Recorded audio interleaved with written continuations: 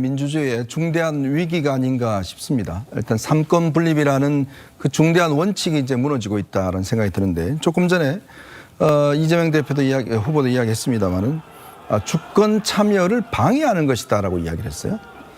근데 왜 정치인한테는 이런 특혜를 줘야 되죠? 왜 정치인들은 출마를 하게 되면 재판을 하지 말아야 되죠? 기본적으로 이거는 평등권에 위반되는 거 아닌가요?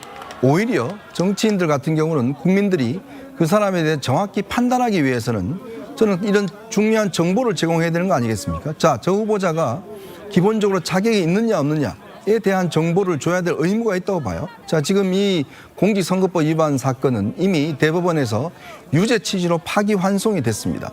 자, 그렇다면 이 파기환송이 된 사건에 대해서 그러면 재판부가 형량을 얼마나 할 것인지, 이 부분에 대한 정보를 제공해야 될 의무가 있는데, 지금 이 재판부는 단지 선거 기간이란 이유로 이 정보를 주지 않았단 말이에요. 그럼 결국은 국민의 판단을 어쩌면 할 수 있는 자료를 주지 않는 거죠. 정보를 제공하지 않는 거 아니겠습니까? 그러니까 이거는 저는 국민들의 판단 능력을 상당히 훼손시키는 것이다라고 이야기를 했는데, 사법부는 인권과 민주주의의 보루이긴 하지만 이재명 후보의 보루는 아닙니다.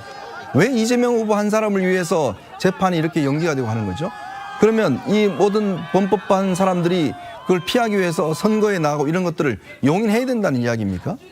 원칙적으로 이야기를 하면 국민들에게 그 사람이 가지고 있는 공직 수행을 할 수 있는 자격, 있는지 없는지 여부를 판단해 주는 역할을 하는 것이 사법부 아니겠습니까?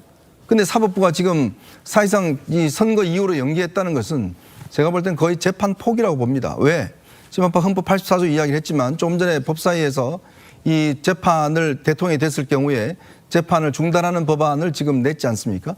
그러면 그 법안이 실제로 통과되면 아마 이재명 후보가 당선이 되면 압도적인 의석을 가지고 있기 때문에 통과될 겁니다.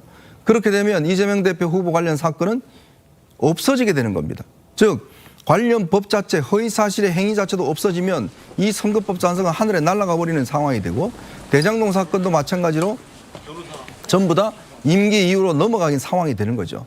그렇다면 우리 국민들 입장에서 보면 기존의 법에 의해서 분명히 범죄였던 사실이 있고 유죄가 확정됐음에도 불구하고 그것이 드러나지 않고 입법부에 의해서 무시되는 이러한 상황이 온다 그러면 과연 이게 민주주의의 원칙일까요?